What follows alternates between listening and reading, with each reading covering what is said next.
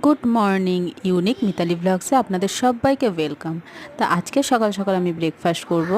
হচ্ছে যে দুধ গরম বসিয়ে দিয়েছি আর তার সাথে রুটি আটা মাখিয়ে নিয়ে লেচি করে রেখেছি।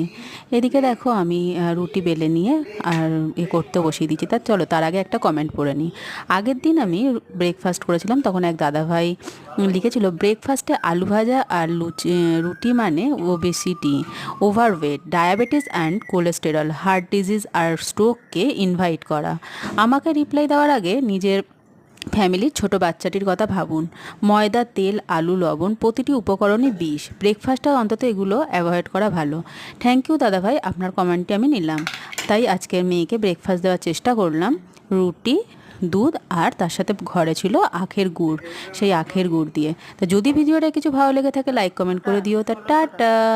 আর আমার চ্যানেলটিকে অতি অবশ্যই সাবস্ক্রাইব করে দিও।